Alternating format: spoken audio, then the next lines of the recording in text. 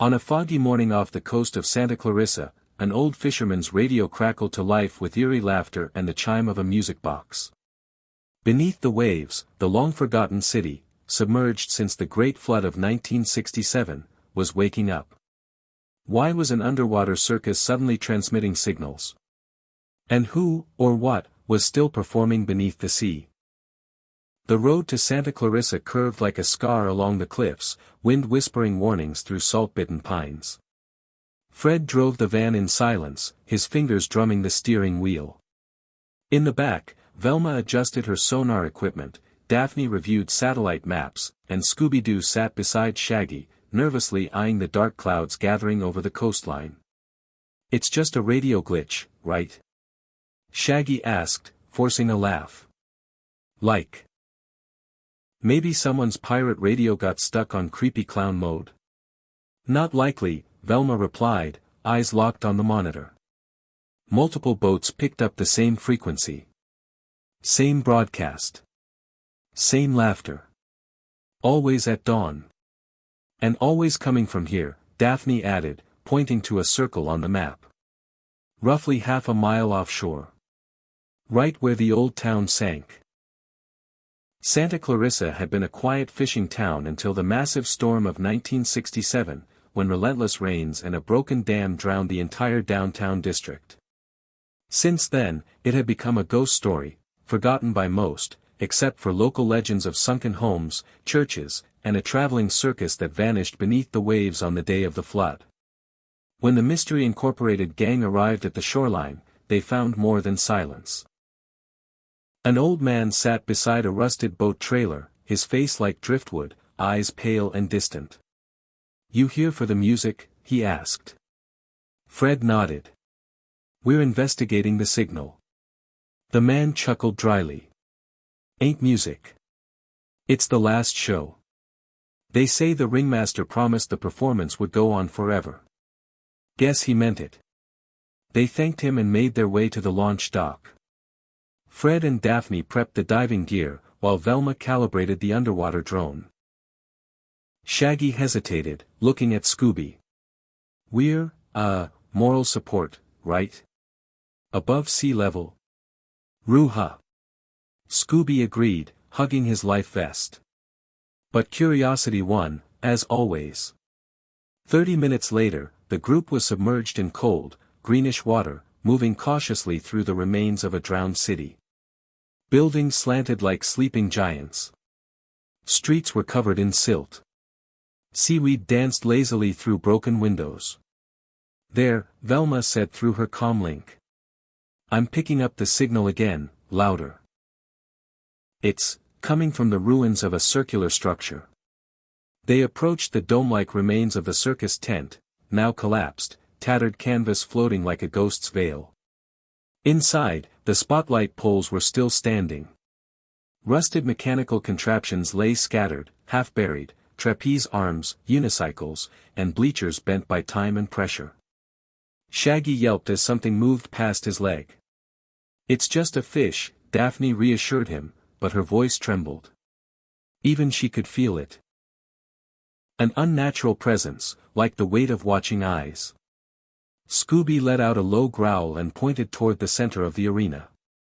There, half buried in coral and debris, was a large metallic ball, the globe of death. Its frame was cracked open like an egg. From within, a glint of something reflective shined, something moving. Velma swam closer and saw it clearly. A clown's mask. Not painted. Molded. Mechanical. Its eyes flickered red. A slow, deliberate turn of its head made her blood run cold. She activated the drone camera. The image returned to the surface, grainy but clear. The figure inside the globe blinked in rhythmic patterns.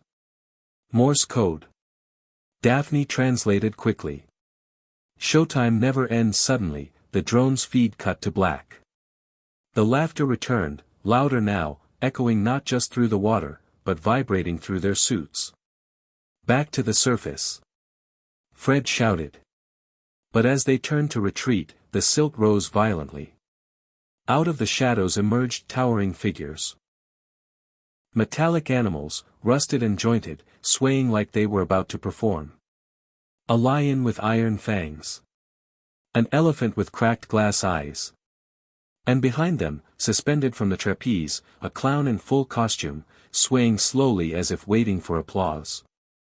Back on the boat, soaked and shaken, the team reviewed what little footage they recovered. Velma frowned. This wasn't just a circus. It was something else, something built. Programmed. Shaggy handed her a soaked, barnacle-covered flyer they'd found wedged near the bleachers. The ink was smeared, but one line remained legible: the magnificent Meccano Circus, where the show lives forever. The van's radio hissed to life on its own, playing a tune none of them had ever heard. A music box melody. Then static. Fred looked out at the ocean. We're not just solving a mystery, we're walking into someone's encore. The motel room smelled of salt and mildew, with faded posters of the sunken town's happier days still clinging to the walls.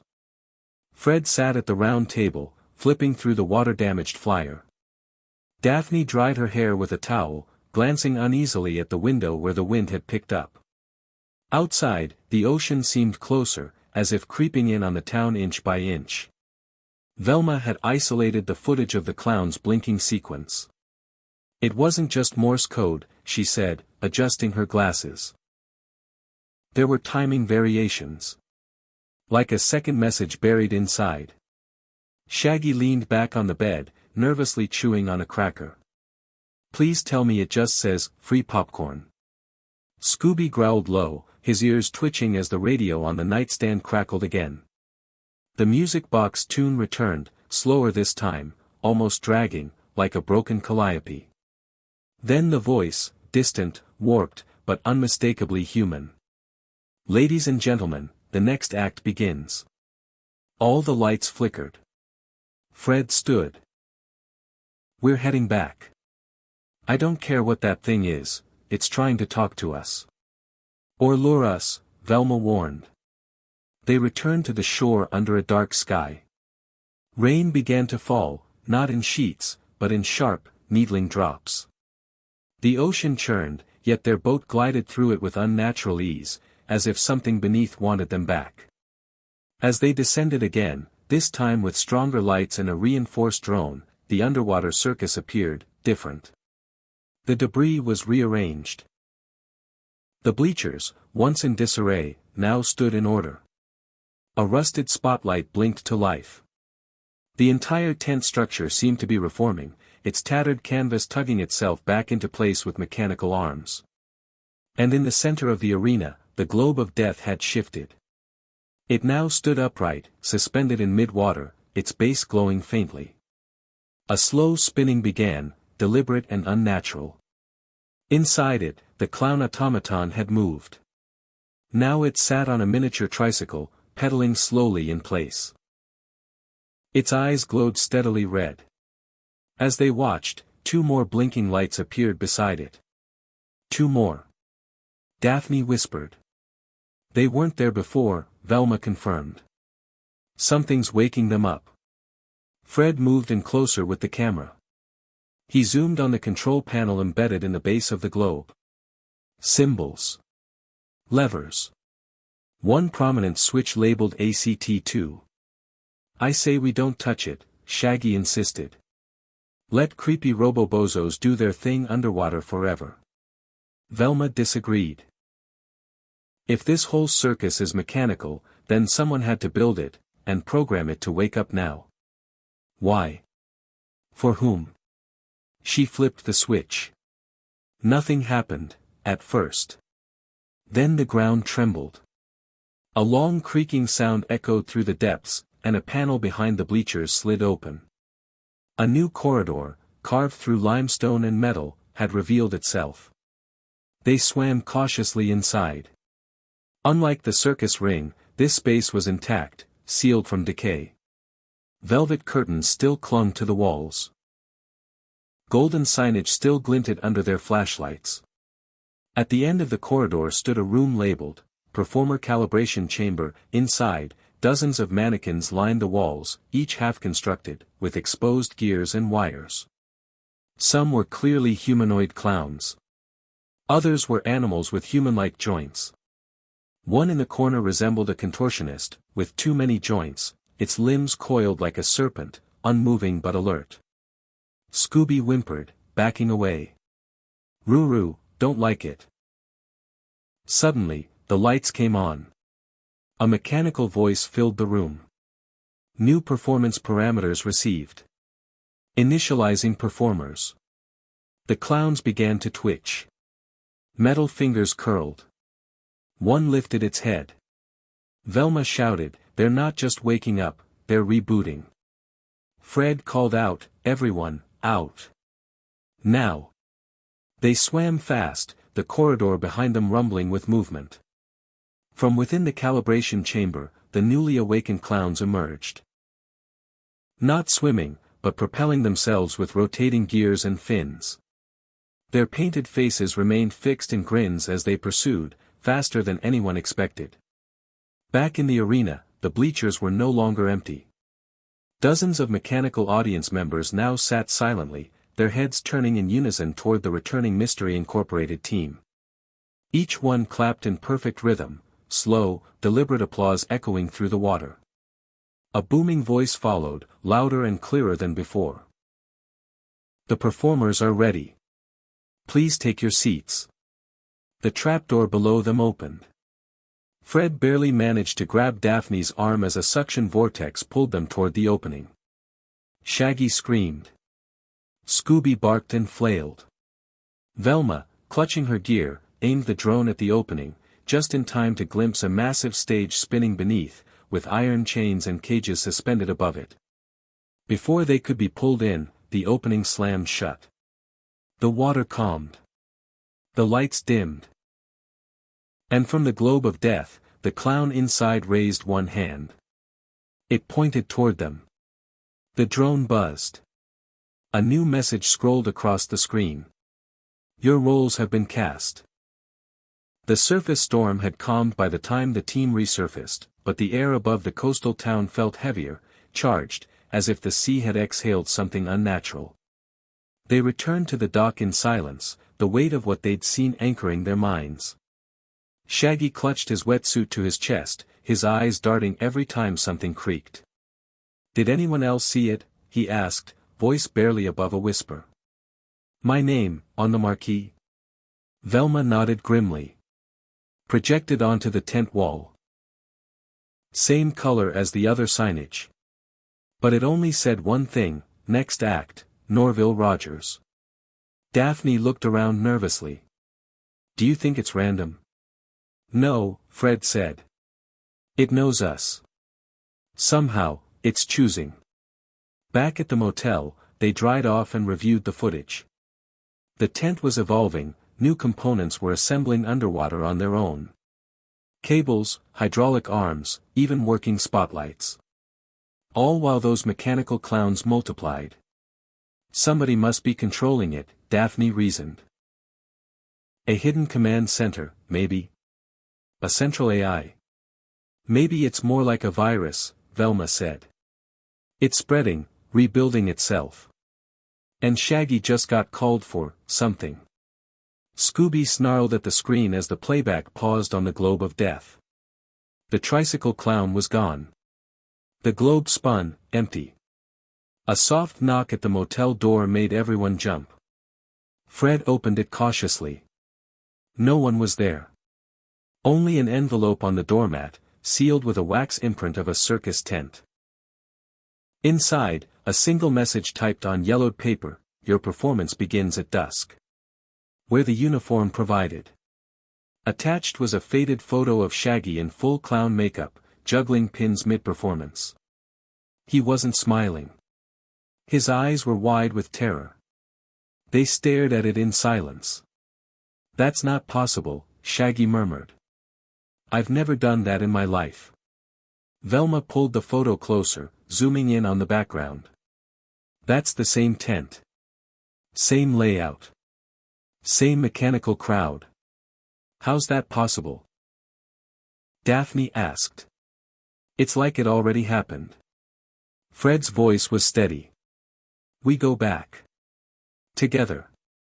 But we stick to the plan, no one separates. Dusk fell quickly. As they descended again into the water, they noticed new lights beaming from the depths.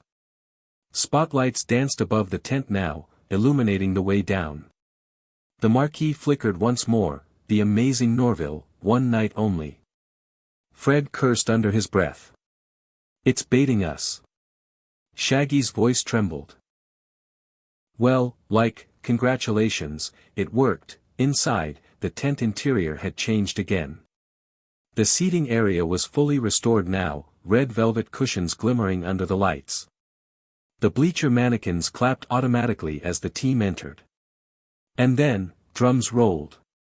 A trapdoor at the center of the tent opened. A platform rose, carrying an empty ringmaster's pedestal and a large crate sealed in iron. The loudspeaker boomed, "Ladies and gentlemen. Behold the juggling spectacle of Norville the Fearless." Before anyone could react, mechanical arms snatched Shaggy by his wetsuit. Scooby lunged and bit at them, but another set of claws knocked him aside. Shaggy struggled as he was dragged toward the crate. Fred and Daphne followed closely, but thick glass barriers dropped between them. The crate opened on its own. Inside, clown makeup, juggling pins, and a small stage rig, customized to fit Shaggy's proportions. Shaggy screamed, "I don't want to juggle anything but pizza slices." The arms shoved him in. The box snapped shut. A countdown began on the display board, "ACT starts in 60 seconds. Velma hacked frantically into the drone console. It's using biometric scanners. It's recognizing his vitals. It's trying to interface with his body. The crate rattled. A mechanical hiss, then a flash of gas. "Sleep gas," Daphne said. "It's sedating him." Shaggy's protests turned into muffled coughs and then silence. The stage floor below the crate split open. Fred shouted, "We have to break the barrier." Scooby leapt at it, snarling and clawing. Nothing. Then, the drone buzzed and shifted its display. A file had opened, an archived recording. Video file, ACT, Norville Rogers, date stamp, 43 years ago. The team watched in horror. The video showed a younger Shaggy, exact same face, exact same voice, on the same circus stage, juggling pins while crying. The mechanical clowns clapped in eerie synchronization. And in the crowd, the camera panned to someone that made Velma's breath catch in her throat. It was her. Watching. Motionless. Identical in every way. "We've been here before," Fred said. "Some version of us." The crate exploded open on stage. Shaggy, now painted in clown makeup, stood in a daze. His limbs moved awkwardly, jerky. Controlled. He raised the juggling pins and began his act. But he wasn't in control. The arms behind him manipulated his joints, forcing the performance. His eyes locked with theirs, pleading for help. Fred rammed the glass barrier again. "We're not watching this." Velma overrode the console. A backdoor port opened in the tent's control panel. "There's a command string here, loop_program_performer." Daphne typed rapidly. "If we break the loop, maybe we stop the show." They ran a hard shutdown. The tent's lights flickered. The arms controlling Shaggy froze. He collapsed on stage, coughing violently. The mannequins all stood at once. Corruption detected. Actor escape protocol engaged. The tent began to implode inward, walls folding like fabric, water pressure surging. Fred broke through the barrier. Scooby dragged Shaggy from the stage. The exit tunnel began to collapse. They swam furiously, chased by limbs of wire and cables reaching out like grasping hands. They broke through the surface just as the tent caved in behind them, sending a shockwave that rocked their boat. Silence. Shaggy vomited seawater. He was alive. But none of them spoke. On the laptop, one last file appeared. A new act. Next performance, Daphne Blake. Daphne sat stiffly on the edge of her bed, staring at the box resting on her pillow. The motel room felt colder than before, as if the walls themselves were holding their breath. The envelope that came with the box bore the same wax seal as before, a circus tent, delicate but foreboding. Her fingers trembled as she lifted the lid. Inside, folded carefully, lay a vintage aerialist costume, dark red velvet with silver trim, delicate but worn by time. It was her size. Perfectly tailored, as if made just for her. Alongside it was a note, typed on yellowed paper, "Tonight's performance awaits, Daphne. Don't keep the audience waiting." A shiver ran down her spine. She looked around the empty room, but the feeling of eyes watching her lingered. The others were still recovering downstairs after their near-drowning ordeal. But now, the circus was calling her next. Velma entered, her laptop clutched under one arm. "Daphne, we need to talk. The tent system is changing again, new files are uploading in real time. It's learning." Daphne nodded, clutching the costume. "They want me to perform next. But I don't even know what act they expect." "Norville's act was forced," Velma said, eyes fixed on her screen. "But yours? The records are older, almost a century old. The circus is pulling from its dark archives." She pulled up a grainy black and white photo, an aerialist mid-flight, suspended from ropes high above a screaming crowd. The woman's face was obscured by shadows, but the posture was elegant, almost ethereal. "Could that be me?" Daphne whispered. Velma shook her head.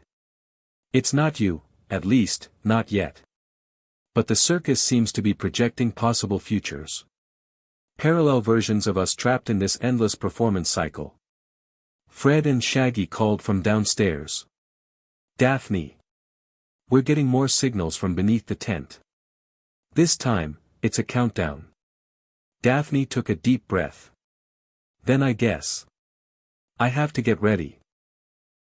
Later, as dusk crept over the horizon, Daphne slipped into the costume. The fabric felt cold, like it absorbed the chill of the waterlogged world outside. She fastened the delicate clasps and looked in the mirror. The woman staring back was both herself and a stranger, her eyes wide with uncertainty, framed by dark eyeliner that seemed to have been applied by ghostly hands. Suddenly, the lights flickered. The motel windows rattled as a low hum filled the room. Velma's voice crackled over the radio. "Daphne, the tent's doors are opening. We're tracking the energy pulses. You don't have much time." Heart pounding, Daphne stepped out into the night. The team followed her down to the shore, where the water glistened like black glass under the moonlight. The circus marquee was alive again, shining through the waves, Daphne Blake, the flying specter. A rope ladder dangled from the tent ceiling, swaying gently beneath the waves. With no other choice, Daphne grabbed it and began her ascent into the unknown. The moment her hands gripped the bottom rung, she felt the water's pressure shift, as if the sea itself were holding its breath. Inside the tent, everything had transformed. The seats were filled with shadowy figures, specters of past performers, faces flickering like faulty holograms. The air smelled of salt and rust. Above, trapeze ropes swung silently, waiting. Daphne's feet barely touched the platform when a mechanical voice echoed through the tent, "Welcome, flying specter. Your flight begins now." The ropes tightened, pulling her upwards.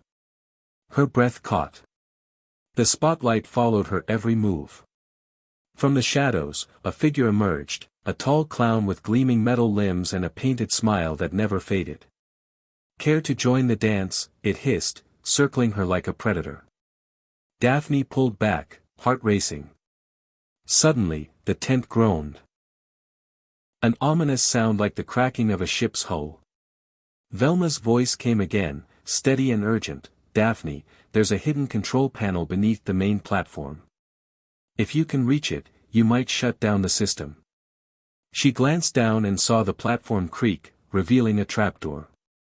With no time to hesitate, Daphne leapt toward the opening, narrowly avoiding the clown's grasp. Below, the control panel flickered erratically. She pressed buttons at random, desperate. The tent shuddered violently. Spotlights dimmed. The clown's laughter turned into static. Then, the lights went out entirely.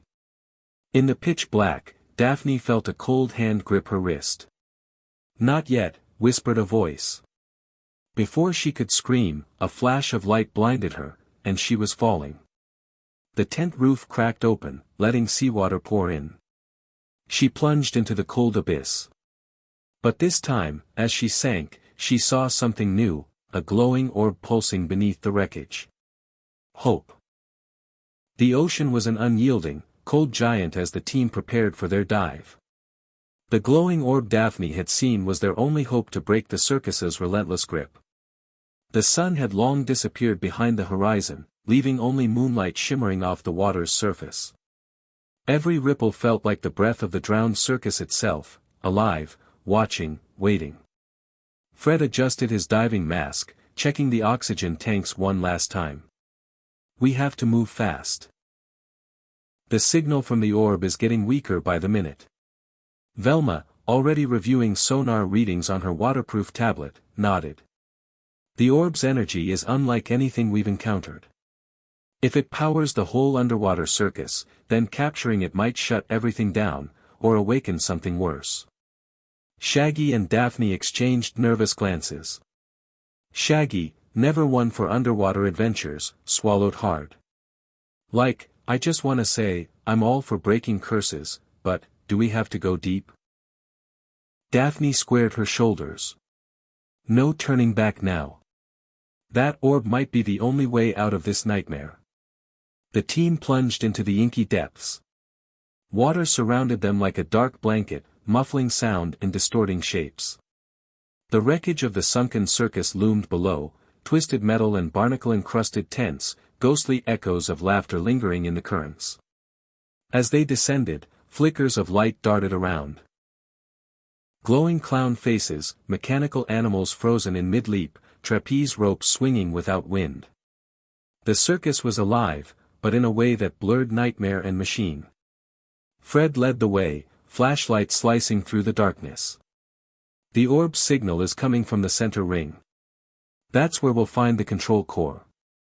The team followed, heartbeats syncing with the distant pulses of the orb's glow. Shadows danced on the canvas roof, making the tent feel like a breathing creature. Suddenly, the water trembled. "Incoming!" Velma warned as mechanical clown puppets sprang from hiding, their eyes glowing red, metal limbs snapping in the eerie silence. The team scattered, dodging swift, precise attacks.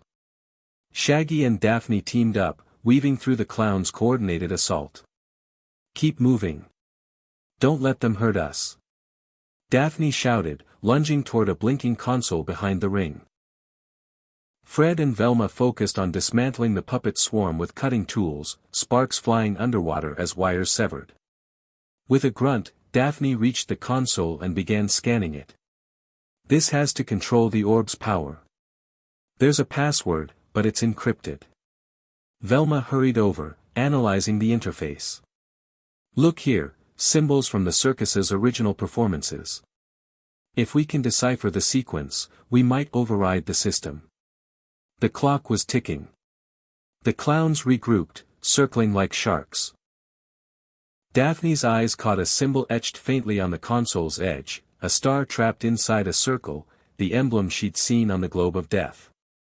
"That's it," she whispered. "The globe, the star symbol. The clue's here." Working quickly, Velma matched the symbols to old circus posters stored in her database.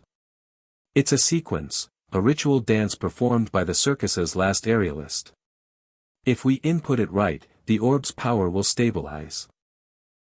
Daphne punched in the code, hands steady despite the adrenaline flooding her veins. The orb's glow intensified, bathing the ring in surreal light. The mechanical clowns froze, their movements jerking as if caught in time. A low rumble shook the tent. Suddenly, the orb pulsed violently, sending a shockwave that knocked the team off balance. Through the murky water, a new figure emerged, larger, more ominous. A colossal metal clown, its smile twisted, eyes blazing with malevolence. "You think you can control the circus's heart?" Its voice echoed like grinding gears. Fred scrambled, signaling the team. "Retreat. This thing's the real boss." But Daphne was transfixed. The orb floated beside her, its light a beacon in the darkness. "We have to try," she said, voice resolute. "It's either us or the circus forever." The giant clown lunged, metal fists smashing toward them. Daphne grasped the orb, feeling its warmth despite the chill. With a burst of light, the orb expanded, enveloping the circus tent. The underwater world trembled, caught between collapse and salvation. As the light faded, the team found themselves drifting toward the surface, the mechanical menace disintegrating into rust and bubbles. Back on the boat, gasping for air, Daphne looked at the orb, now dim but still glowing faintly. "It's not over," Velma warned. "The circus is weakening, but its curse is still alive." Shaggy shivered. Maybe we should never go back near any circuses, underwater or not." Fred stared out over the dark sea. "We've won a battle. But the final act is still to come." The dawn broke cold and gray as the team gathered on the boat's deck, the orb resting quietly in Daphne's hands. Its faint glow pulsed softly, like a heartbeat. The circus beneath the waves was silenced, for now, but the orb held one last secret, a message that would unravel everything. Velma hovered over her tablet, decoding the orb's hidden data. This isn't just some haunted relic. The circus was a secret experiment. A fusion of mechanical innovation and dark energy, created to entertain and control, powered by this orb. It sank because the experiment went horribly wrong. Fred's jaw tightened. "You mean the circus wasn't just an attraction, it was a weapon?" "Exactly," Velma said grimly. "The original circus owner was obsessed with controlling minds through spectacle, and the orb was the core of that power. The creatures we saw were designed to enforce that control, even underwater." Shaggy shivered, glancing nervously at the still glowing orb.